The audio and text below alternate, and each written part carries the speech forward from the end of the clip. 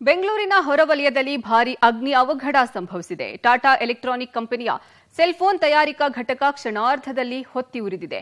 ಯಾವುದೇ ಪ್ರಾಣಾಪಾಯ ಸಂಭವಿಸಿಲ್ಲ ಅನ್ನೋದೇ ಸಮಾಧಾನದ ವಿಷಯ. ಕುರಿತ ವರದಿಯಲ್ಲಿದೆ. ಟಾಟಾ ಕಂಪನಿಯಲ್ಲಿ ಅಗ್ನಿ ದುರಂತ, ಹೊತ್ತಿ ಉರಿದ ಲಕ್ಷಾಂತರ ಮೌಲ್ಯದ ವಸ್ತುಗಳು.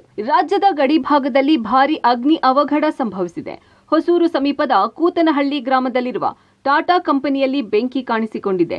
ಕೆಮಿಕಲ್ ಘಟಕದಲ್ಲಿ ಕಾಣಿಸಿಕೊಂಡ ಬೆಂಕಿಯ ಕೆನ್ನಾಲಿಗೆಗೆ ಕಂಪನಿ ಧಗಧಗನೆ ಹೊತ್ತಿ ಉರಿದಿದೆ.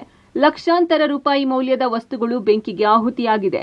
ಬೆಂಕಿಯ ಕೆನ್ನಾಲಿಗೆಯಿಂದ ದಟ್ಟ ಹೊಗೆ ಆವರಿಸಿಕೊಂಡಿತ್ತು. ಬೆಳಗ್ಗೆ 6 ಗಂಟೆ ವೇಳೆಗೆ ಕಾಣಿಸಿಕೊಂಡ ಬೆಂಕಿ, ಧಗಧಗನೆ ಹೊತ್ತಿ ಉರಿದ ವಸ್ತುಗಳು, ತಪ್ಪಿದ ದುರಂತ.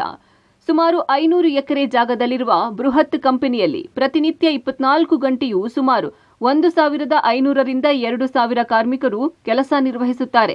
ಎಂದಿನಂತೆ ಇಂದು ಕೂಡ ನೈಟ್ ಶಿಫ್ಟ್ ಹಾಗೂ ಮಾರ್ನಿಂಗ್ ಶಿಫ್ಟ್ನಲ್ಲಿ ಸುಮಾರು 3,000 ಮಂದಿ ಕೆಲಸ ಮಾಡ್ತಾ ಇದ್ರು. ಮುಂಜಾನೆ 5:30ರಿಂದ 6 ಗಂಟೆ ಸಮಯದಲ್ಲಿ ಇದ್ದಕ್ಕಿದ್ದಂತೆ ಕೆಮಿಕಲ್ ಘಟಕದಲ್ಲಿ ಏಕಾಏಕಿ ಬೆಂಕಿ ಕಾಣಿಸಿಕೊಂಡಿದೆ. ಕೆಲಸಕ್ಕೆ ಹಾಜರಾಗಿದ್ದ ಕಾರ್ಮಿಕರು ಎದ್ನೋ ಬಿದ್ನೋ ಅಂತ ಓಡೋಡಿ ಹೊರಬಂದು ಪ್ರಾಣ ಉಳಿಸಿಕೊಂಡ್ರು. ಇದರಿಂದಾಗಿ ಭಾರೀ ಪ್ರಮಾಣದ ಪ್ರಮಾದದಿಂದ ಕಾರ್ಮಿಕರು ಬಚಾವಾಗಿದ್ದಾರೆ.